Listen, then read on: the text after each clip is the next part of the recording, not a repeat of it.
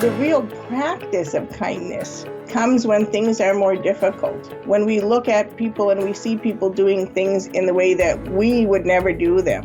When we look at situations and think, well, that's not what I believe in, that's not who I voted for.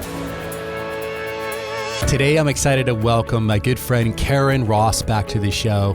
So today, Karyn and I get all into the topic of kindness and how that relates to what we lean thinkers are ultimately trying to do, which is to really change the world for the better. The conversation goes in many different directions. We obviously spent a lot of time talking about just kindness in general. What is it? How to practice it? How to build a habit of kindness? But then we get into some deeper stuff. And I actually shared a pretty personal story. I think I've maybe shared it one time before on the podcast, but it was a really, really rough period of my life when I was a young man. I was like in 7th grade and I was going through some traumatic times, and a random act of kindness, so to speak, really turned me around and helped me tremendously as a young man. And I think it helped shape the man I am today. Honestly, a moment happened one morning when I was in 7th grade. So so we talk about that. And then Karyn obviously shares a lot about all the various amazing work she's doing with her various foundations. And I just love talking to Karyn. So please give this one a full listen. It's a little bit longer than normal, but listen to it in chunks if you need to. And for sure, go to our show notes and check out the work that Karyn's doing over the Loving Kindness Foundation. We're going to link to that. The show notes for this episode will be found at gembapodcast.com. And this is episode 306. So gembapodcast.com, look for episode 306. Okay, enough from me. Let's get to the show. Karyn Ross, welcome back to the show. How are you? Oh, I'm doing totally fabulous today, Ron, and I'm so excited to be on the show again. Oh, that's great. Yeah, we were talking before we hit record. This is to be the 5th time that you've been on, so you're slowly creeping up to Mr. Graben, who I just looked up has been on 6 times. That's got to be the record. But man, with some effort and some focus, I think we can get there, Karyn. I think so too. It is an unbelievable honor. So thank you so much. Oh, you're welcome. You're welcome. So, so I'm really excited to kind of talk about today's topic. I think it's a topic that we need to be talking about more often, especially in these turbulent times. I guess we've always had turbulent times in the history of the world, but I don't know, always feels especially turbulent, the minute when you're in it, in the middle of it. So I think I agree. It's a great time to talk about it. So, but Karyn, as you know, we kind of like to get everything kicked off with a quote. So do you have one you want to go with? Sure. I have one, and it's my own quote, and it's one I use all the time, and it's one I apply it to my work and also myself, and it's how we get there is as, or more, important than where we are going. And it's super important to think about that because there are many goals and targets that we want to reach in our personal lives and in business.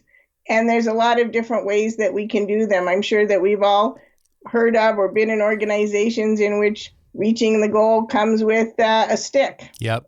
And we can reach any goal, we can work on anything, but actually the way we do it and the way we get there is unbelievably important. We can do it with kindness and create a better world, whether it's in our organization or the whole world, or we can do it in many other ways. If we don't do it in the right way, it really doesn't matter whether we reach the end or not. Yeah, exactly.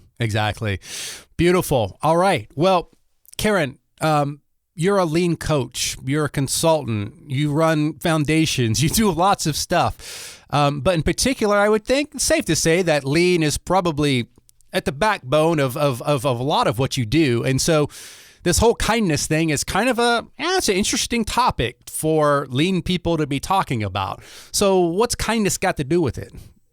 Well, that is a great question, Ron. And one of the questions that people ask me most often in my lean coaching and my lean consulting and my lean practice is, what does purpose have to do with everything? Because oftentimes they say, well, maybe we're, have a vision and a purpose at work or in our work life. And then we have, vision and purpose in our home life, and should the two of those be aligned?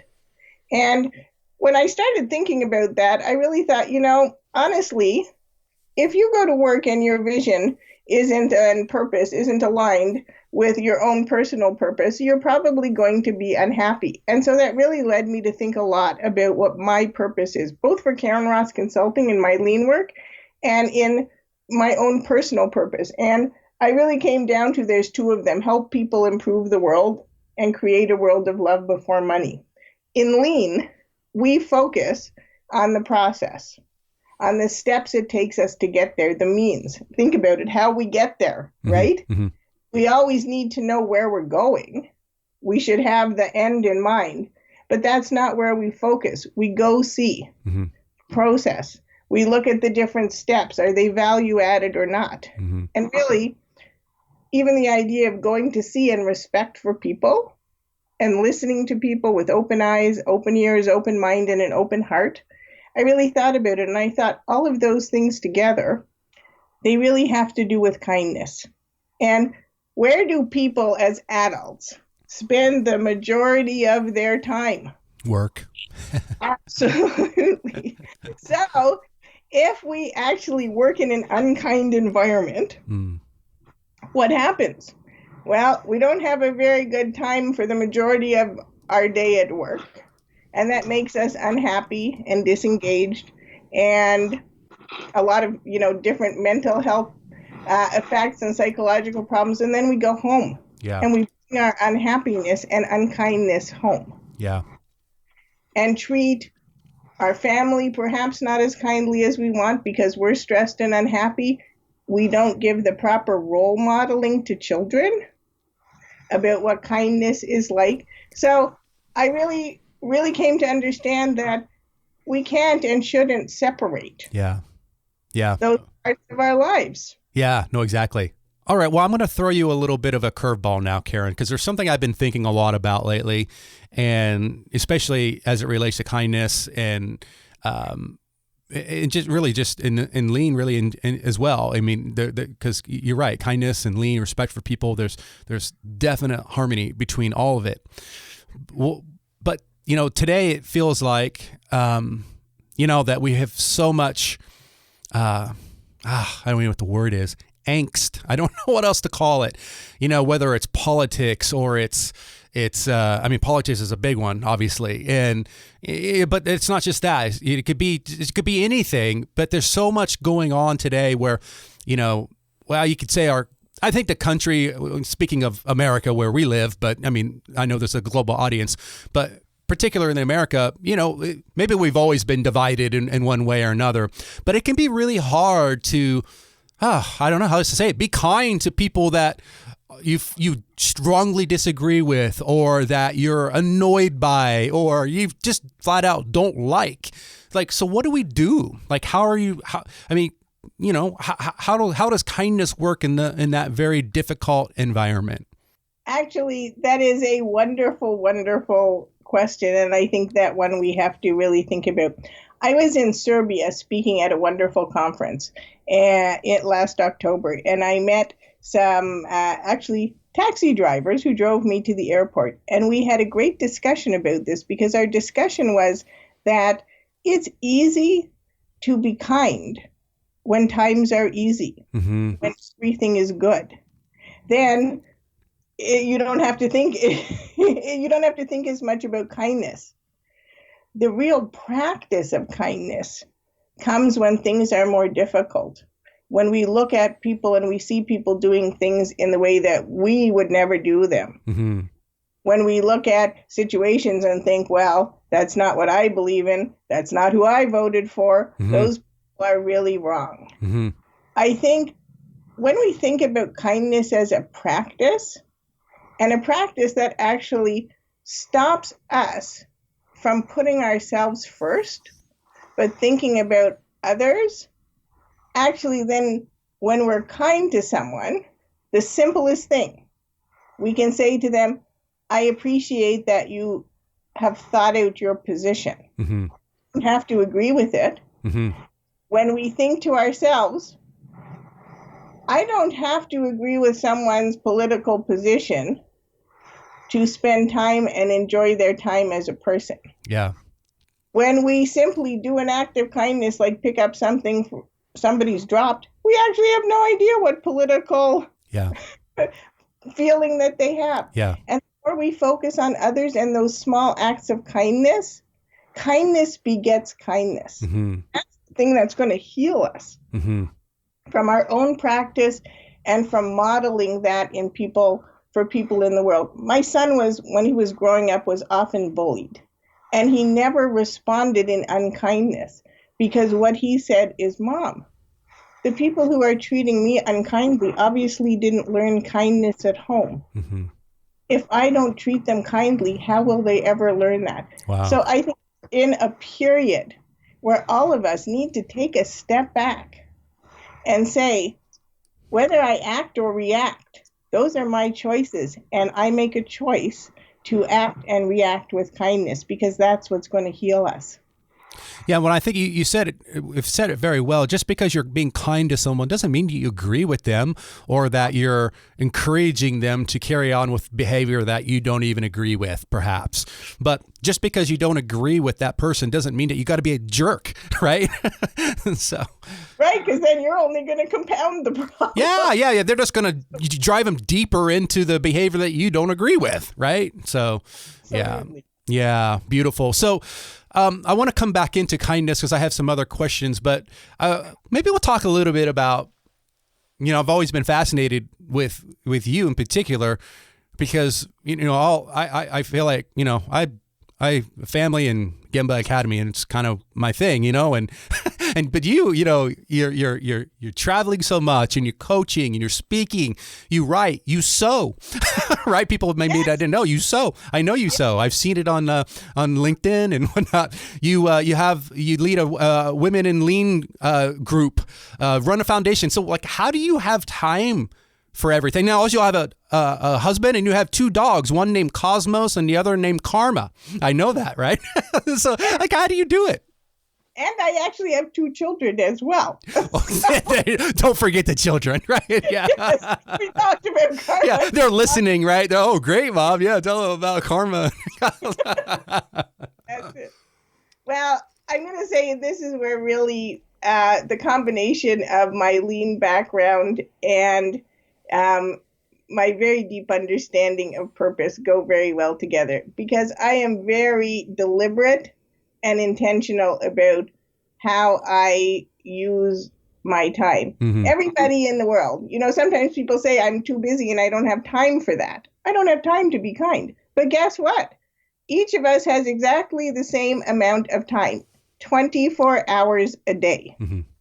We can use it intentionally and deliberately to create the kind of world we want to, a world of love before money and a world in which we help people improve. We can have to look and see exactly every moment, what are we doing and how are we doing it? It's the how.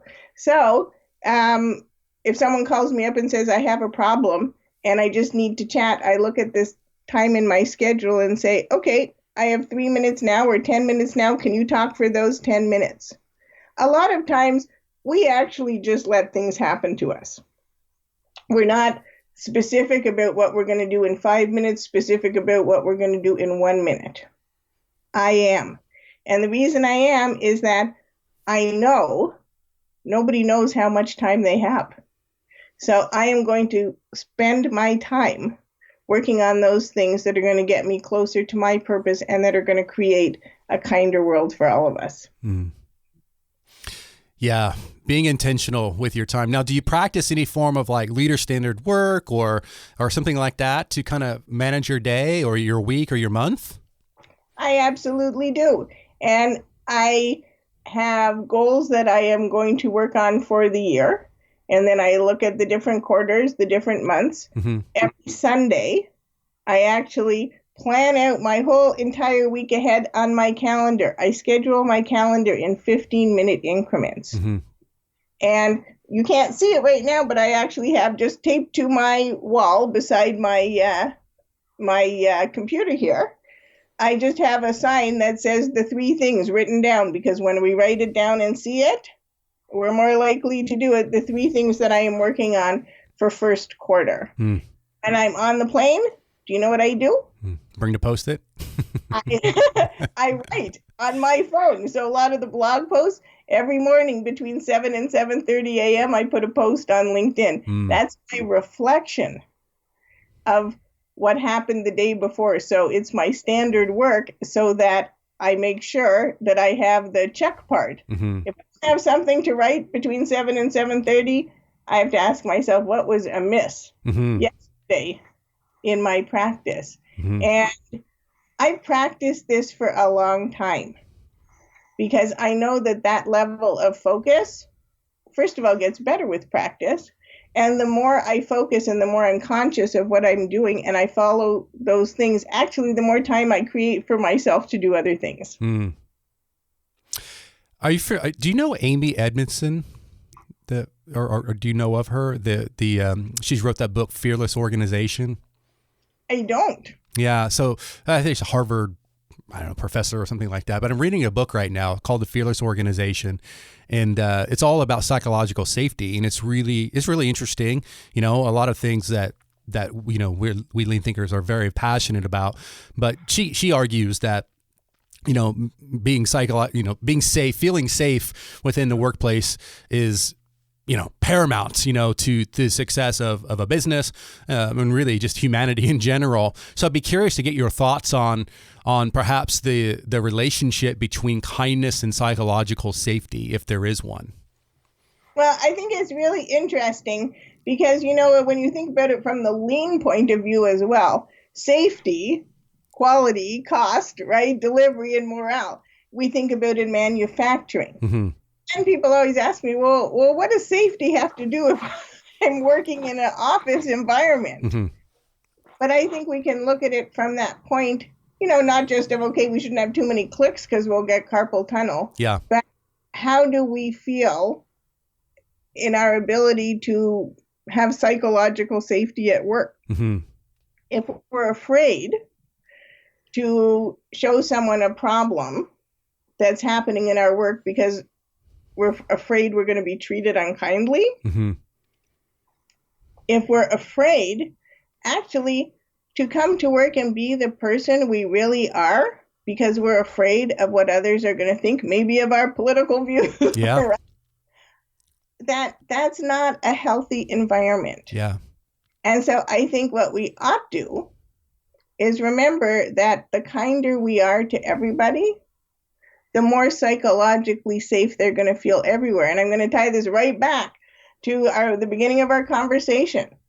If we feel safe at work, where as adults we spend the majority of our lives, we're going to bring that psychological safety feeling and also the techniques we've used to do that right back to our family. We're going to teach them to our children. We're going to spread them in our community. A lot of times people ask me, why do you focus on kindness for adults? If children learn to be kind when they're little, they'll become kind adults. And you know what I say? Well, who's teaching the children to be kind?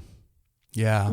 To focus on that as adults. And I think psychological safety at work and at home is just as important. Yeah, I don't know if I've ever shared this story with you, Karyn. I've shared it on the podcast before, I think one other time, but what you're saying is really resonates with me. You talked about your son getting bullied, and a lot of people don't know this, but when I was young, I think I was in 3rd or 4th grade, and I was going through a really, really rough period of my life, as some young kids do, and I actually got kind of bullied on the bus. I had a long school bus ride. I lived in Ohio, and golly, it was I was on that stupid bus for over an hour, I think, every day. And but these kids were they were older kids, and they were brutal to me. I mean, they're just wicked. I remember it. I'm 46 years old sitting here, and I remember it like it was yesterday. And what happened was it eventually manifested as I got a little bit older into serious anxiety. So I remember in my 7th grade year, a few years after that, was one of probably the hardest year of my life. And I remember I would be so nervous getting onto the bus, and the bullying at that time had kind of tailored off, but there was other things taking its place. Namely, I threw up on that bus every day. Every day I threw up on the bus. I would get on the bus and the bus driver would hand me a bag, literally, I swear. And I would sit in the front right behind her. And she was a really sweet lady, I remember. And so she'd just give me a bag, I'd sit on the bus, and nobody sat close to me because they knew I was going to throw up. And so that was my life for, I don't know, many months, really, of my 7th grade year. And then I'm standing at the bus stop, and my neighbor, his name was Jeff Marker. I remember Jeff very well. He was in high school. I was 7th grade. We had to ride the bus with high schoolers. And he was, I think he was a junior or senior in high school, the quarterback of the high school football team. Very good looking young man, beautiful cheerleader girlfriend. I mean, the kid had it all, right? I mean, according to a 7th grade boy at the time. And he walked up to me at the bus stop and he said, "Hey, Ronnie," everybody called me Ronnie back then. He said, my mom still does. He said, "Ronnie, why don't you sit with me?" And I'm sitting there for a second trying to just process it and what I just heard.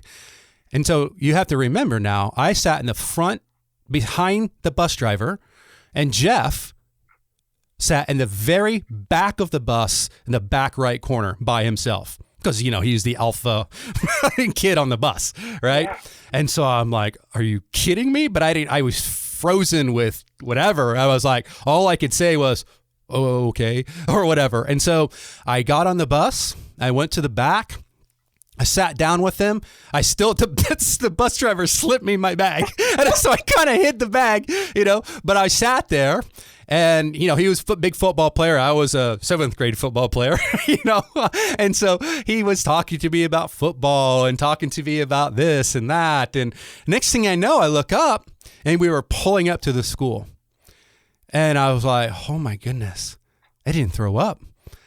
And from that day on, I sat with Jeff and, we became pretty good friends, as good as you could be when you're 7th grade to high school, but he was my neighbor. And so after that, we would play basketball. I had a really good basketball setup at my house and we got to be good friends. Well, many years down the road, he actually told me that my mom put him up to it and talked to his mom and they put Jeff up to it. But the kid was so gracious and nice and just genuinely kind that one moment in time, I really believe, I don't over exaggerate, it healed me, or healed just the damage that I had, building up inside of me. And I look back on my life now, I wonder how much that moment at the bus stop, how it changed my life, really. And, I've lost touch with Jeff. I've always tried to find him and whatnot. But yeah, you just never know, right? How one moment in time, one moment of kindness or just generosity or just caring for people, how it can really help them. So I know I just rambled on. It's supposed to be you as the guest, not me. But I just wanted to share that because I think it's just right in line with what you're talking about. Yes. And I think, well, first of all, thank you for sharing. And second of all, I think the really important point here is that you actually don't know, because we make many assumptions about people's lives. We see the outside of what's happening in their life. The Love and Kindness Project Foundation has given out almost 11,000 love and kindness buttons over the past 3 years. And so when I'm in an airport or a store or wherever I am, and I see someone being kind to someone else, or they do an act of kindness for me, I stop and I give them a button and a little slip of paper that says "Plant kindness, grow love." And I say, thank you for kindness, because no matter who we are, what we believe, where we live, as long as we treat each other kindly, the world will be okay. Mm-hmm. And you do not know how many times people have said to me, "You don't understand what's happened to me today," and how someone just doing this tiny act of kindness has changed my day. I've had people burst into tears almost every time someone tells me. The thing is, we see the facade of people's lives, but we have a choice to actively act kindly and make a difference for people, because every single one of us is suffering with something. We don't necessarily see it, but everybody is. We have a choice with everything we do or don't do, every word we say or don't say. We have a choice to create kindness in the world and have that effect that happened to you. And maybe we're never going to hear about it. And it really honestly doesn't matter if your mother put you up to it. Yeah. That's a good example of an adult teaching a child how to be kind. Yeah, for sure. For sure. And he didn't have to do it. I mean, he could have blown it off and done a bad job at it, but he didn't, did a great job. Yeah. Yeah. Such a good reminder for folks. So I want to keep going here a little bit. Today, more than ever, it's fast paced, right? I mean, people in business, people with families, and you got kids in sports and this and that. We're just all overwhelmed with busyness, if you will, which may be a problem in and of itself, but it is what it is. I mean, we're very busy. What does that have to do, or how does that affect positively or negatively kindness? Well, I think, unfortunately, in our very, very busy world and rushing around thinking what we have to do, we focus on ourselves. And focusing on ourselves somehow does not bring out the kindest in people. I've been in airports and seen many people who are yelling at customer service people because the weather's bad and their plane isn't going to go.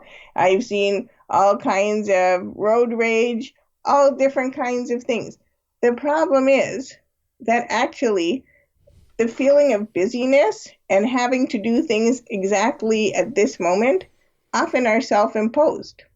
So practicing kindness, slowing down, taking a deep breath, looking and actually seeing that the person in front of you is a fabulous human being, the same as you, and thinking, okay, what could I do to be kind? I can say your glasses are really wonderful, right?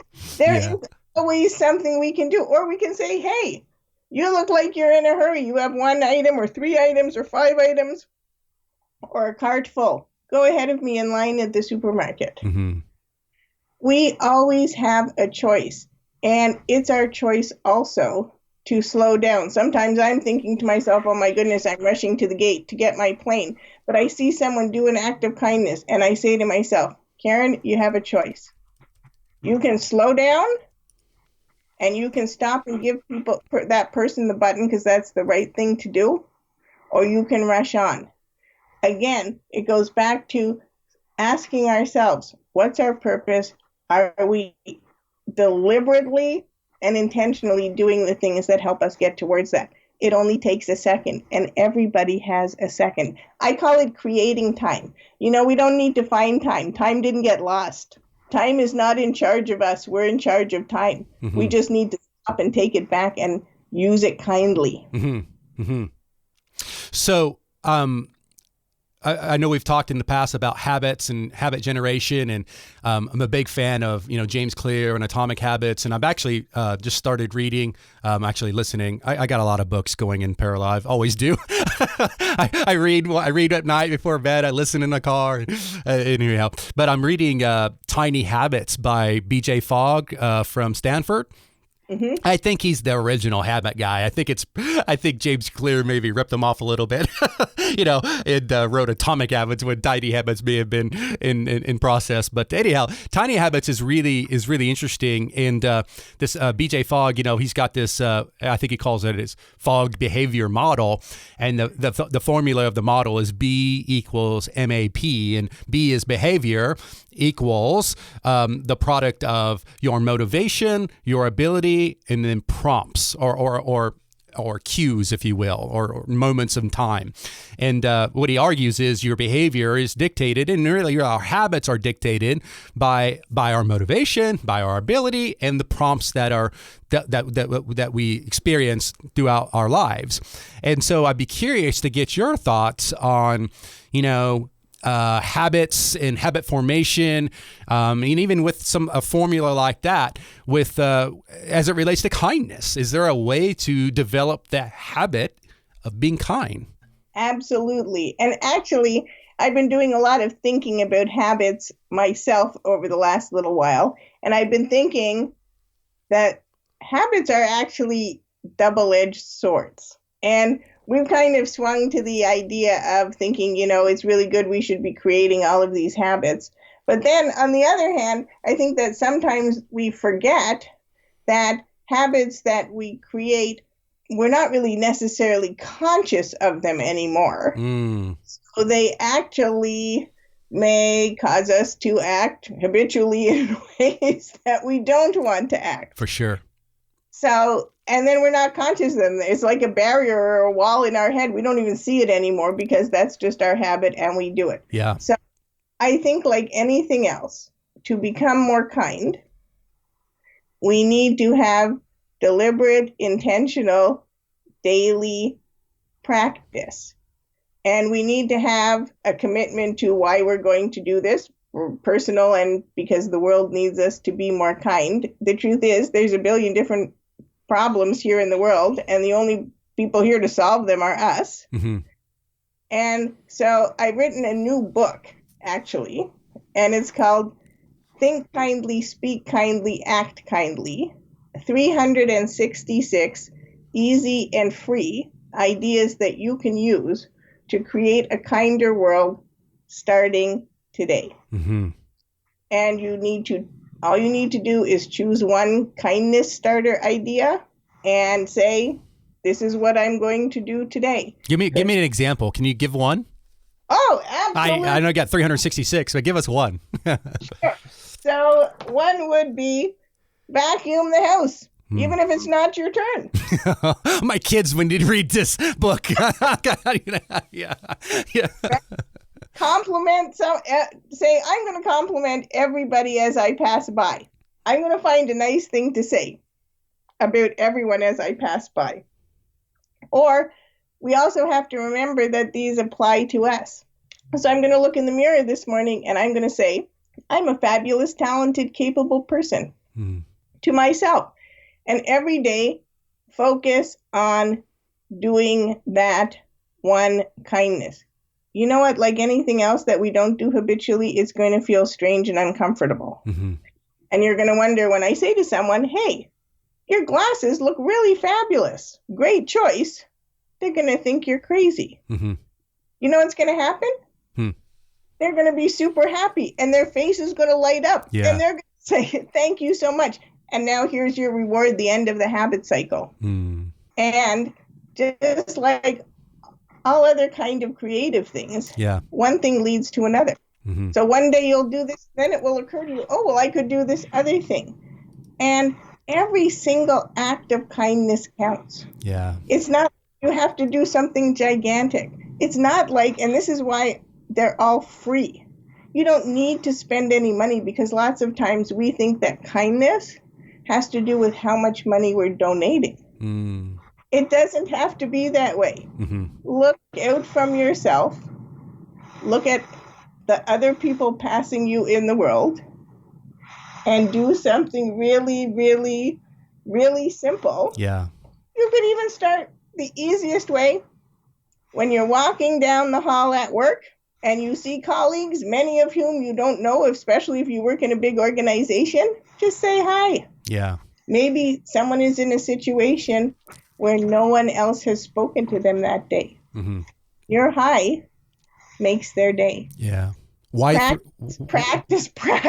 Yeah. Deliberate practice, right? Where have we heard that before?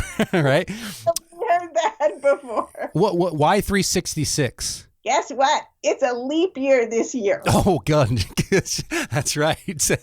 Okay. 366, one a day, just like a vitamin pill. I love it. A kindness pill.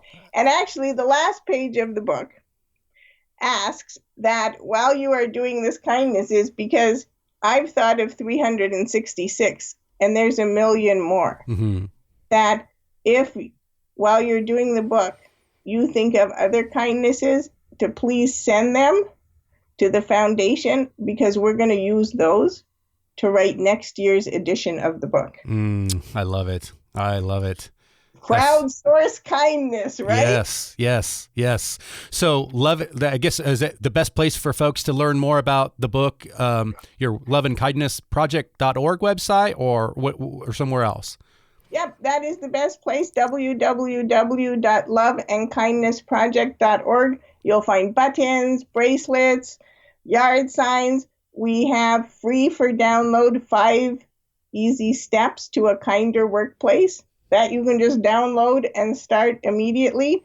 And as many things as you would like to order from our foundation website, they're all free. And the shipping is free too. What? Kindness is free. Yes, all free. It's supported by all of the royalties that I make from all of my books: Toyota Way to Service Excellence, How to Coach for Creativity and Service Excellence, Big Karma and Little Cosmo Help Each Other, and now this new book. And I'm just going to give you a hint that I have one more that will be coming out for KRC at the end of next month. All of the royalties go to fund the foundation. So, and of course, if someone would like to make a donation, they're welcome to, but It is not necessary, because I'm working on creating a world of love before money, and kindness is free. Yeah, that's beautiful. Thank you so much, Karyn. I so love talking to you, and always feel better after we chat. So thank you for being you and all the work that you do. Let's wrap things up, maybe, Karyn, with some final thoughts, final words of wisdom, final words of kindness, whatever you want to do. And then definitely tell people how they can connect with you over social media, aside from your website. Cool. My final word of kindness is like my final words for everything. Start. Your one act of kindness today will change the world. It will change you, and it will change the world. I put a post on LinkedIn every single morning, so please follow me on LinkedIn. You can find me on Twitter at KRC Lean for Service, and on Instagram as well. And you can look for me from my Karyn Ross Consulting website, www.karynrossconsulting.com. I would love to hear from everybody. And the Love and Kindness Project Foundation, not only do we give out all of these things, but we also give microgrants to people who want to create their own project to spread love and kindness in the world. So if you have an idea that you would like to do for a project, and you're not sure how to get started, we have coaching and microgrants, so please get in contact with us. Fantastic. And just so, and people, if they're only listening, I'm going to spell your first name because I could easily mess it up. Karyn, Ross, R-O-S-S, Karyn Ross. Yeah, LinkedIn, you're a fabulous LinkedIner. So thank you for that. I always enjoy reading your posts. And well, we just need a couple more, and then you'll be number one on Gemba Academy's podcast. How's that? I'll be looking forward to that. I think we could accomplish that in 2020. Yes. Add it to your board. Absolutely. And Ron, thank you for helping us spread love and kindness in the world. Oh, you're welcome. Much appreciated. All right. Thank you, Karyn. Take care. You're welcome. You too. All right. Bye-bye. Thanks for listening to the Gemba Academy podcast. Now, we invite you to take a no-strings-attached, fully functional test drive of GembaAcademy.com. Gain immediate access to more than 1,000 Lean and Six Sigma learning resources, all free of charge, at GembaAcademy.com.